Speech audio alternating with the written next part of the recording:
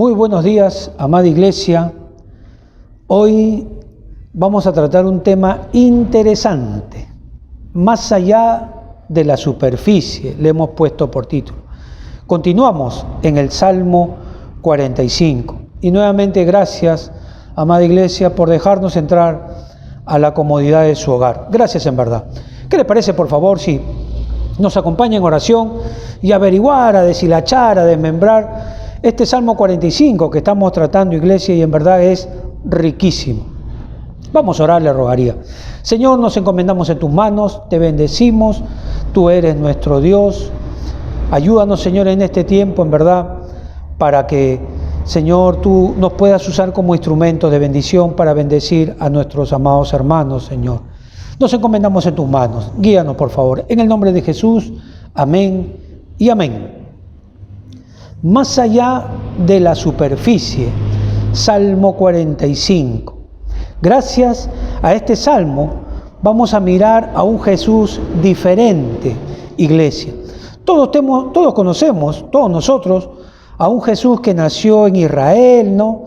Y murió por nosotros, resucitó al tercer día. Ese es el Jesús que generalmente conocemos, iglesia.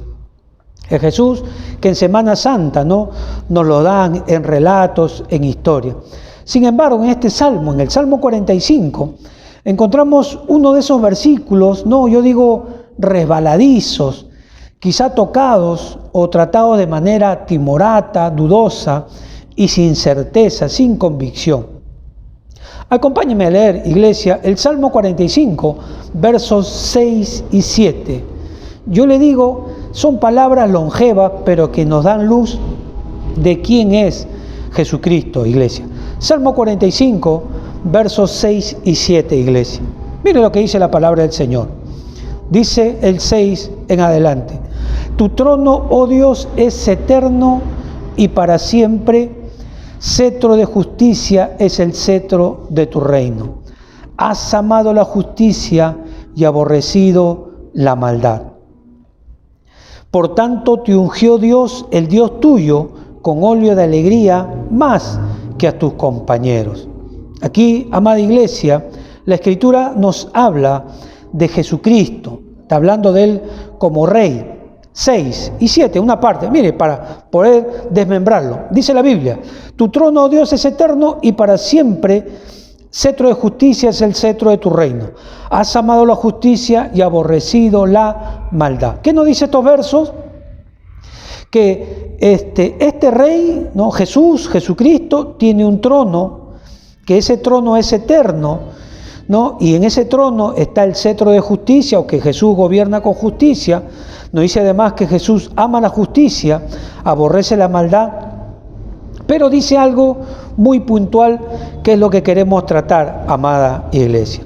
Nos dice que este rey judío, Jesucristo, por la hermenéutica, el Salmo 45, verso 6, le dice Dios a este rey o a Jesucristo. Como leíamos, tu trono, oh Dios, es eterno. Y obviamente está hablando del ungido de Jesucristo y le llama Dios. Sin embargo, la segunda parte del verso 7, iglesia, dice, por tanto, te ungió Dios, el Dios tuyo, con óleo de alegría, más que a tus compañeros. Y aquí empiezan los problemas. Aquí empiezan las dificultades, iglesia. Yo diría, ¿cómo? A quien lo ungen, o sea, quien es ungido es Dios, ¿no?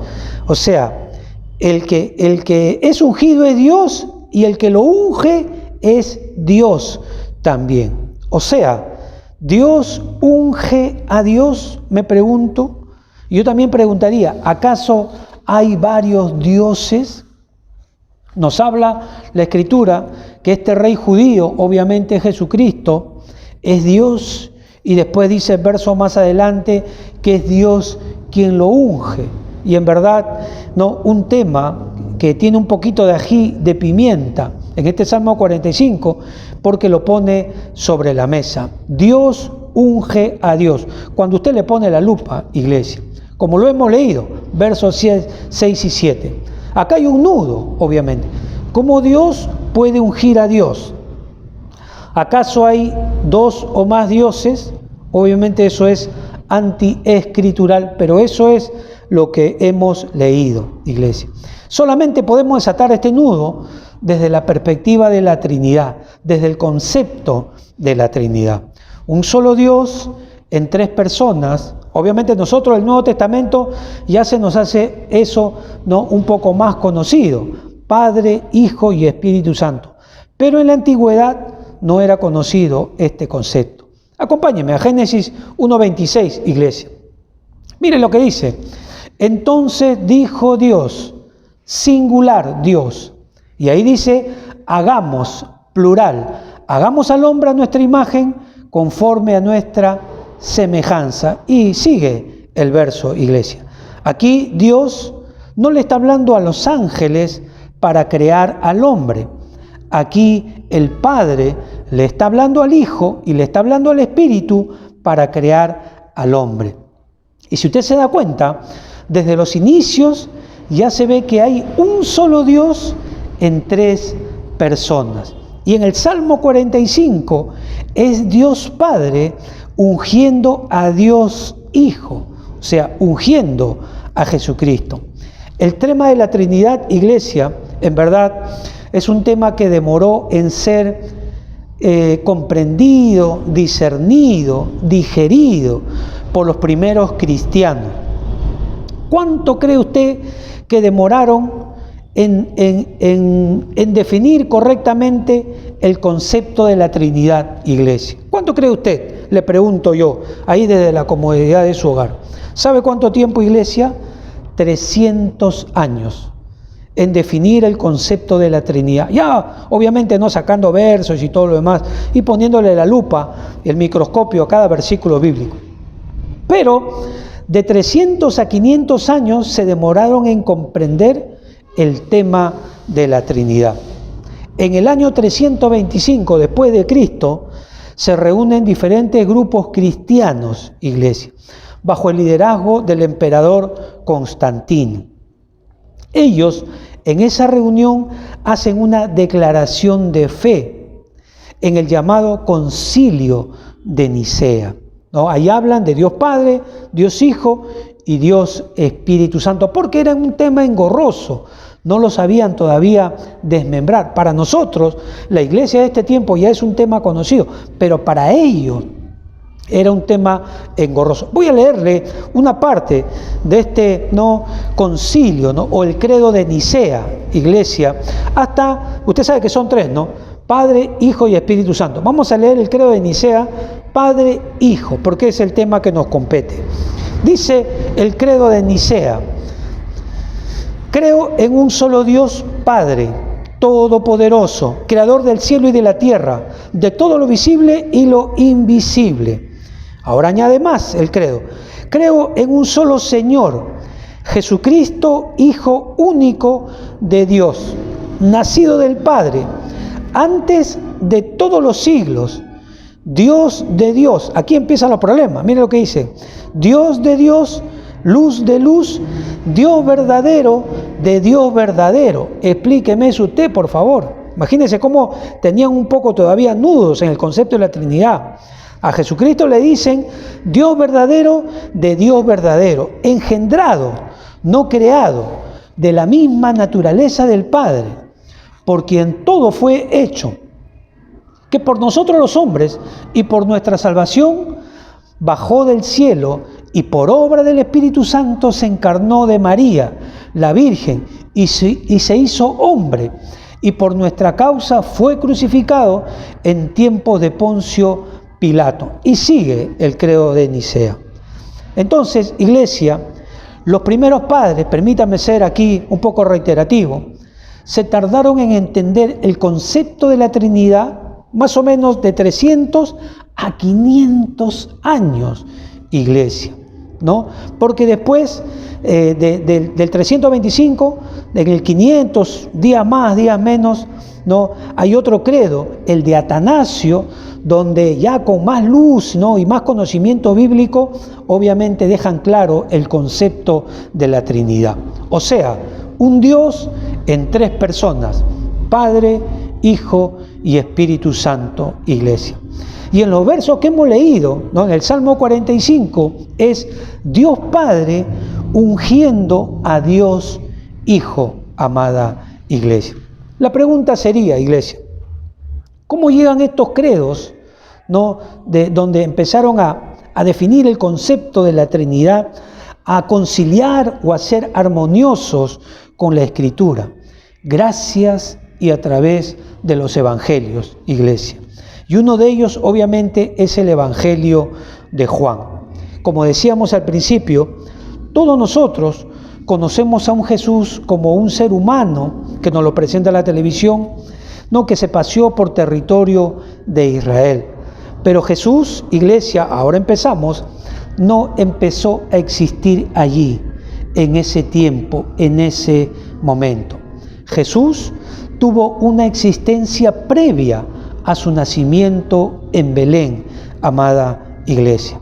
El apóstol Juan quiere llevarnos a una etapa antes de su encarnación en los primeros versos del Evangelio de Juan, iglesia. Quiere llevarnos a una etapa antes de su humanidad, amada iglesia. Entonces, lo que Juan quiere decirnos es que la existencia de Jesús no comenzó en ese pesebre en Belén. Ahí no comenzó, iglesia. Acompáñeme, por favor, a Juan 1, verso 1 al 4, para entender de Dios unge a Dios en el Salmo 45, iglesia. Mire lo que dice el verso 1 al 4, iglesia. En el principio era el Verbo, y el Verbo era con Dios, y el Verbo era Dios. Era en el principio con Dios. Todas las cosas por Él fueron hechas, y sin Él nada de lo que ha sido hecho fue hecho. Verso 4. En Él estaba la vida, y la vida era la luz de los hombres, iglesia.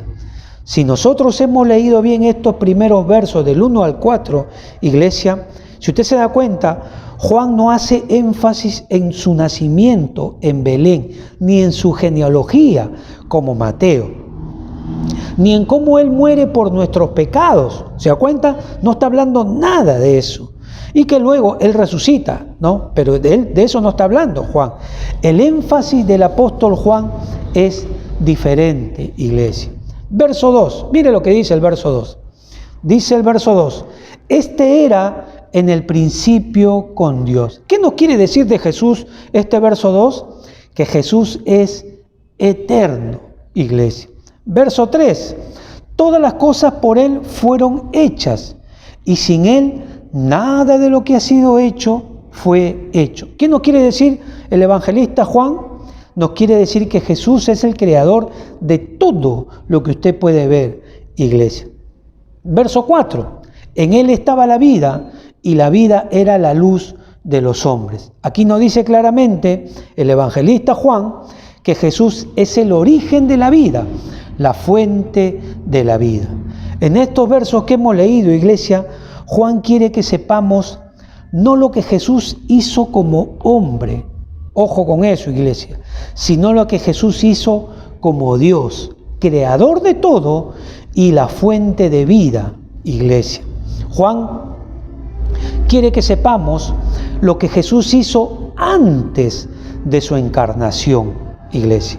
Antes de que Jesús se ponga ese ropaje humano de carne y hueso. Y por eso que nos da estos primeros versos, amada iglesia. Y Él quiere dejar claro algo, que la existencia de Jesús no comenzó en ese pesebre, en Belén, no comenzó ahí, o no comenzó en su nacimiento, en el nacimiento virginal, como lo conocemos nosotros. Juan comienza su evangelio con la siguiente frase, iglesia. Juan 1:1, la primera parte. En el principio era el Verbo, dice la Escritura. ¿Por qué Juan no comenzó diciéndonos, en el principio era Jesucristo? ¿Por qué no comenzó así? Me preguntaba yo. Él dice, en el principio era el Verbo. O sea, poniendo aquí como un rompecabezas, si vale la frase. Y obviamente aquí se levantan las preguntas. ¿A quién se refiere con esta palabra verbo o logos en griego? el apóstol Juan. ¿De quién está hablando cuando dice el verbo? Juan, ¿no? Miren lo que dice Juan 1.14, iglesia. Juan 1.14 dice, y aquel verbo fue hecho carne y habitó entre nosotros. Y aquí Juan ya nos va dando idea de quién es ese verbo. Ese verbo es una persona real, ¿no? Como decíamos, con piel humana y que vivió entre ellos en ese tiempo, hace 2000 años. Pero salta la pregunta, ¿cuál es el nombre del verbo o del logo del cual está hablando Juan? 1.17, iglesia.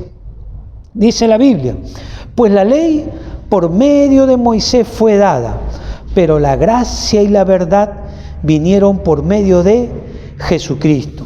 ¿Quién es el verbo entonces con nombre propio? Si le preguntamos su DNI o que nos dé su DNI, según la Escritura, este verbo es Jesucristo. Y nuevamente la pregunta, iglesia, ¿por qué Juan, iglesia, evita decirnos Jesucristo en estos primeros versos? ¿Por qué lo hace adrede? ¿Por qué no pone Jesucristo? Sino él pone el verbo o el logos. Hay una razón, iglesia.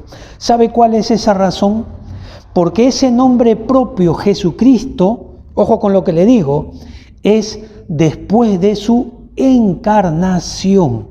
Jesucristo le pertenece al personaje que se encarnó, que nació en Belén, que nació de la Virgen María, ¿no? O sea, Jesucristo le pertenece a ese ser nacido, si vale la frase, que iba a tomar forma humana.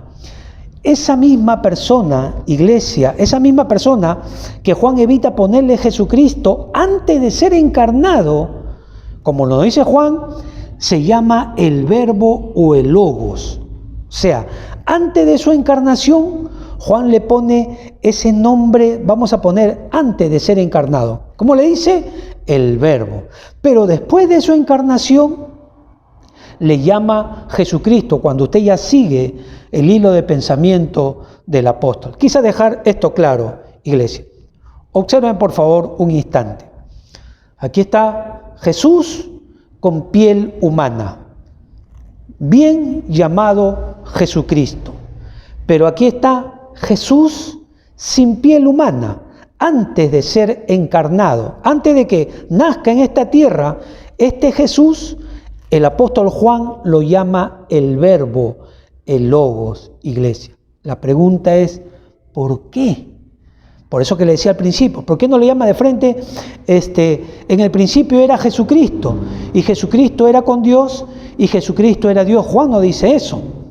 Juan está respetando los tiempos, porque antes de ser encarnado no era Jesucristo.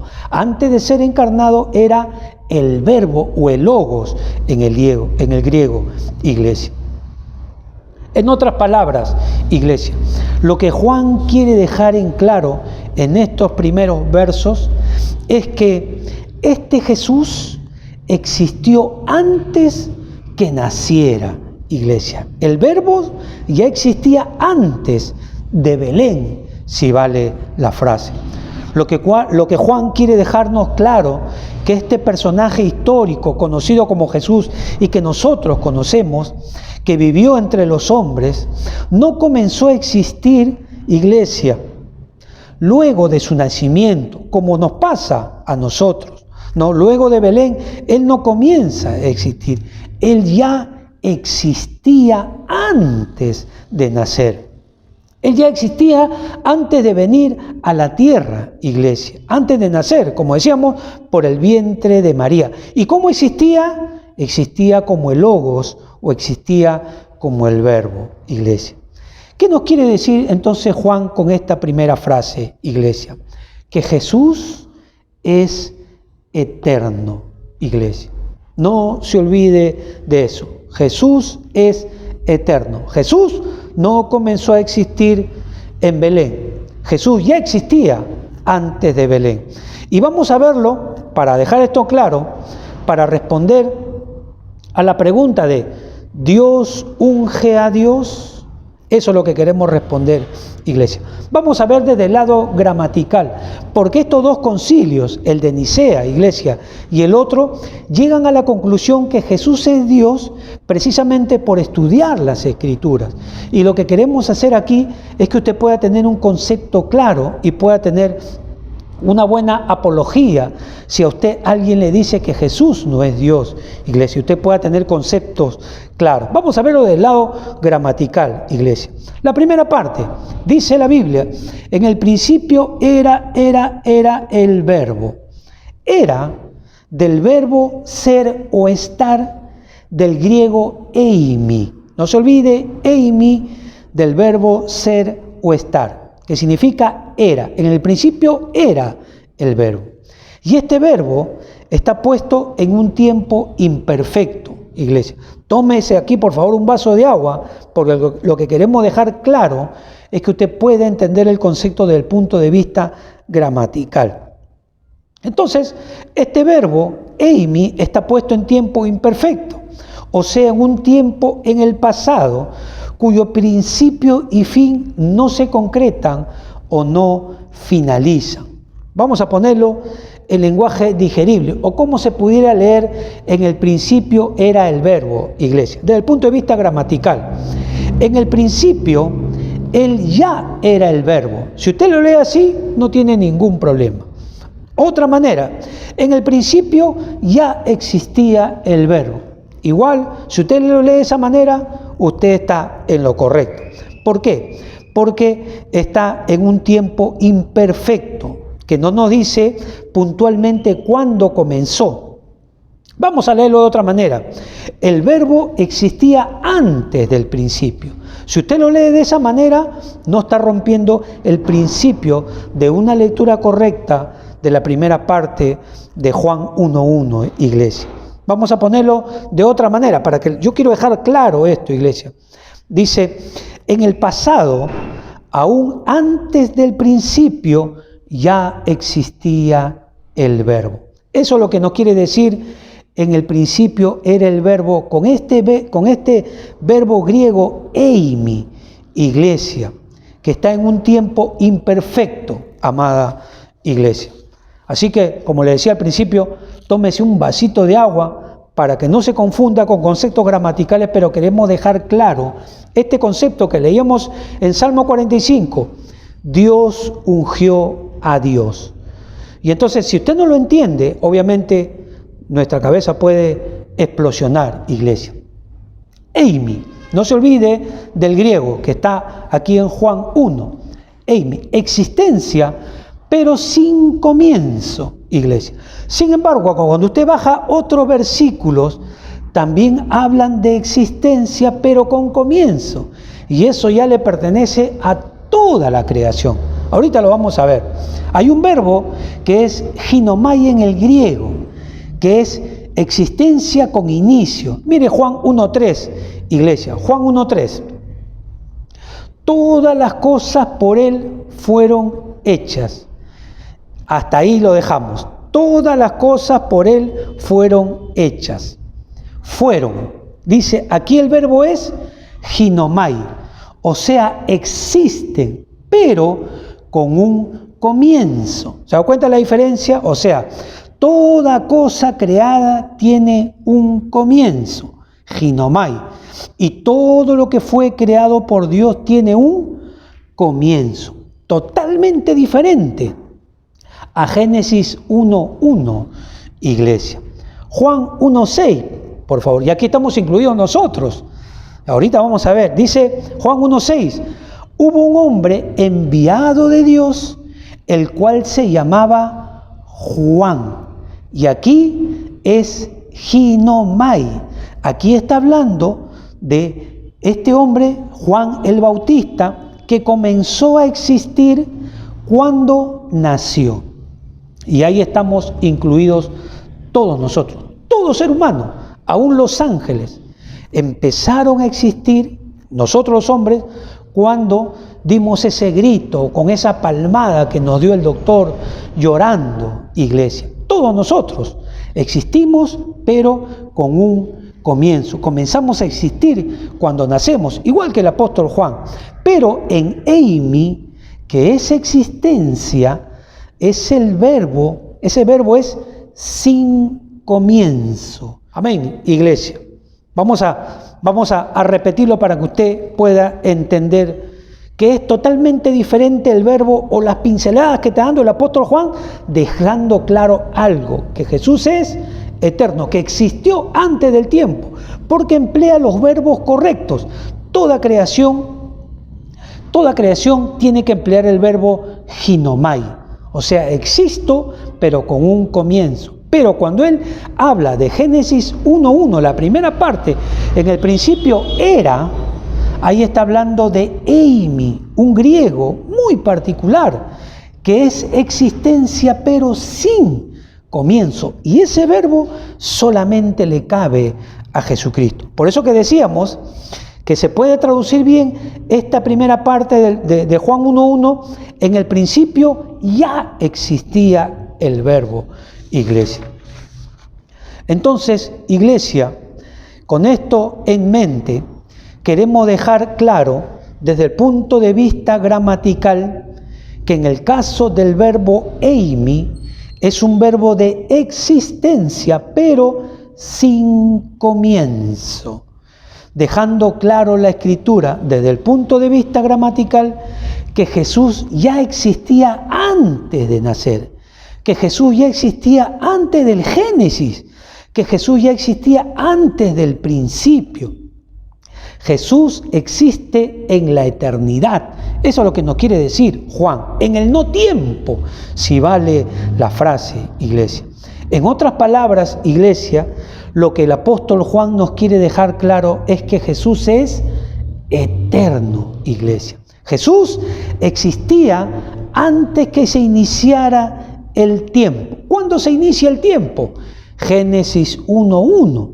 Pero según este verbo eimi, Jesús existía antes de eso, amada iglesia. Y quizás redondear la idea.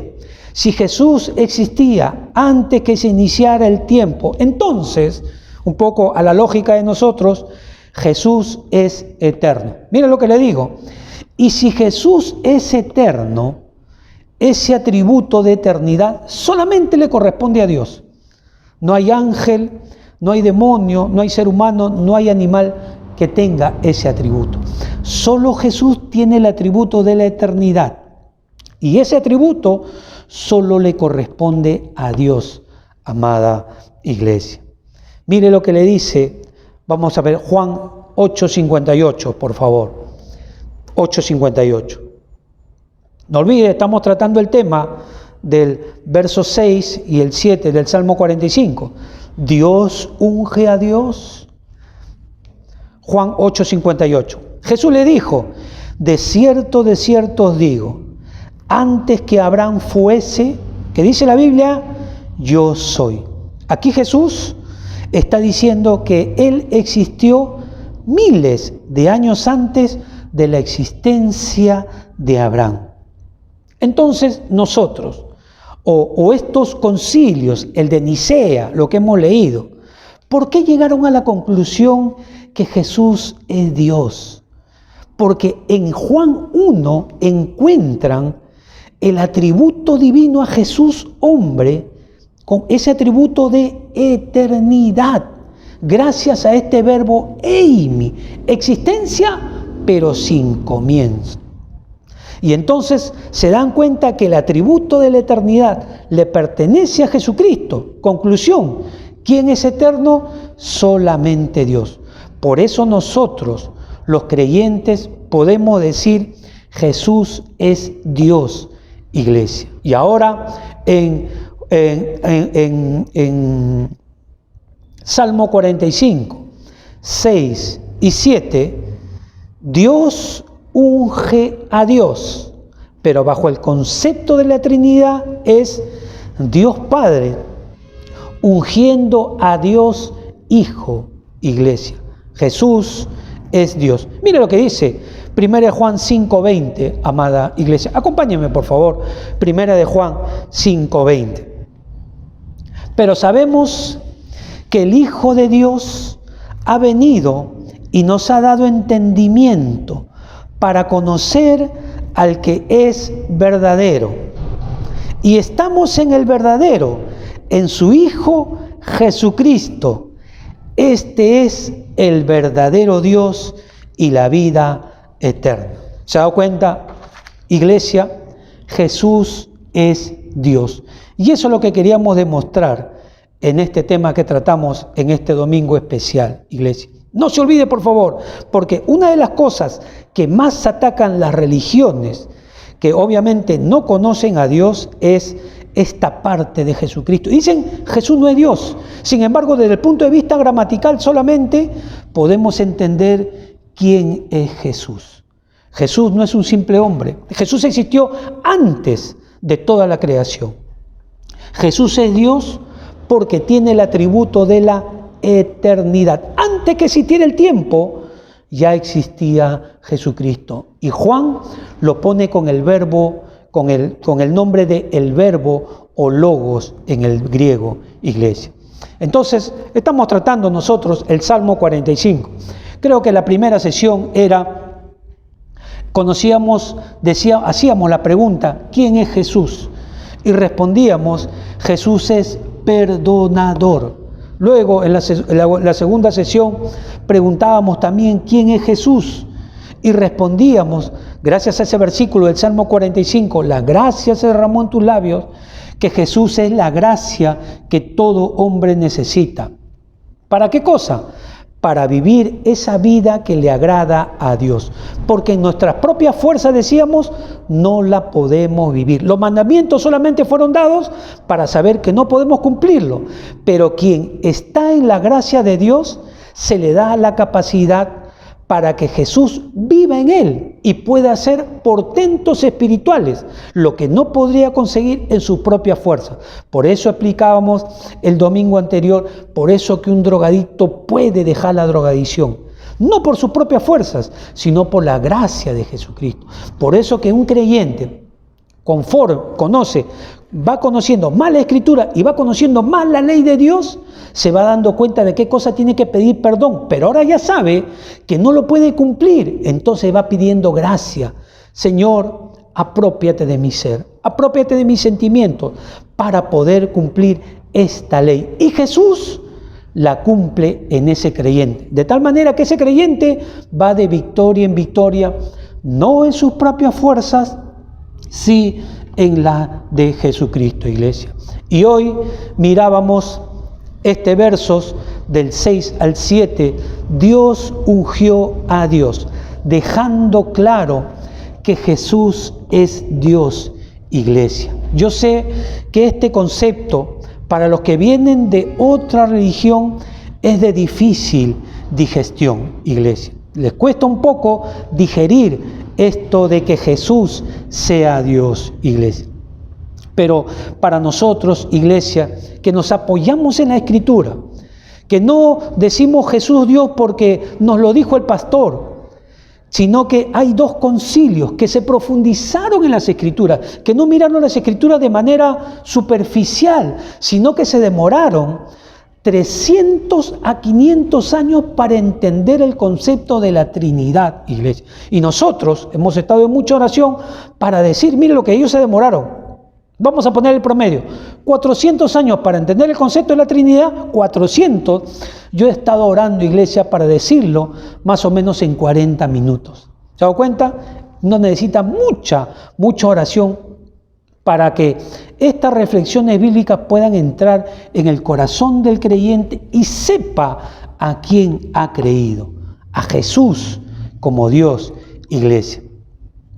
Para otros, como decía, esto en verdad deja un sabor amargo en su intelecto porque no creen que Jesús es Dios, sino un profeta, un hombre bueno.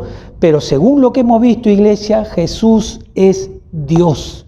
Y los concilios lo dejan claro, iglesia. Con esto en mente, iglesia, desarrollando el Salmo 45. Ahora que sabemos que Jesús es Dios, que Él existió antes que naciera, que Él existió antes de Génesis 1:1, En el principio creó Dios los cielos y la tierra. ¿Qué le quiero decir con esto? Es bueno escuchar a los que saben. Y Jesús sabe, iglesia. Jesús estaba antes de la caída allá en el cielo. Jesús conoce todo, iglesia, todo. Todo lo que usted quiera conocer, lo conoce Jesús. Y si Jesús, nuestro Señor, ha dejado algo en su bendita palabra, iglesia, es bueno obedecerle. Porque lo dice con conocimiento de causa, amada iglesia. Que esto nos sirva a nosotros para obedecer al Señor desde el punto de vista escritural, iglesia. Yo le digo esto con todo mi corazón. Agárrese de Jesucristo. Cójase de Jesucristo. Pídale perdón a Jesucristo. Dígale, Jesús, guíame. Dígale, Jesús, no puedo con este pecado. Alumbra mi entendimiento. Vive en mí para vencer este pecado. Dígale, Señor, no entiendo concepto de por qué le va bien al que se porta mal, por qué muere una persona que se ha portado bien, que estaba en tus caminos. Nuestro entendimiento es muy corto. Acérquese a Jesucristo porque Él sí sabe, porque Él es Dios, porque Él es eterno, amada iglesia. Y si quizás, amigo, tú que me escuchas por primera vez, si quizás para ti Jesús solamente ha sido o fue o te dijeron erróneamente que era un personaje bueno, yo te digo en el nombre de Jesús, Jesús es Dios y Él vino a morir en la cruz del Calvario para que tú puedas vivir una vida diferente, para llevarte al cielo. La Biblia enseña, porque de tal manera amó Dios al mundo, que ha dado a su Hijo unigénito, para que todo aquel que en Él crea no se pierda, mas tenga vida eterna. Cree en Jesucristo, cree en Dios y serás salvo, amado amigo. Vamos a orar, iglesia, vamos a orar. Señor, te bendecimos. Gracias en verdad, Señor, porque tú eres Dios, porque tú existías antes de todo. Antes del tiempo, antes de la creación, antes de los cielos, antes de la tierra, tú ya existías en perfecta unidad con el Padre y con el Espíritu Santo. Tú eres Dios, Señor Jesús, y hoy te reverenciamos como Dios. Te decimos, Señor, te necesitamos. Guíanos, Señor. Tú conoces el final de las cosas. Guíanos, Señor. Úsanos para tu gloria. Provéenos, Señor. Yo te ruego en el nombre de Jesús, mi Dios, ten misericordia de nuestro Perú. Ten misericordia, Señor, de esas personas que están enfermas. Dales una oportunidad, Señor. Provéele la economía, Señor. Te suplico en el nombre de Jesús. Envía ese doctor. Envía ese balón de oxígeno, Señor. Envía también la tranquilidad para resolver el problema. Tú puedes, porque tú eres Dios. Tú no eres un simple profeta. Tú eres más que hombre. Tú eres Dios y hombre, Señor Jesús. Y te ruego, Señor, por tu iglesia. Te ruego, Señor, para que tú soples en sus corazones, Señor, y avives el fuego que tú has puesto en ellos, Señor. Gracias por tu palabra. Hoy hemos aprendido que tú eres Dios, Señor Jesús. Te bendecimos en el nombre de Jesús. Amén y amén.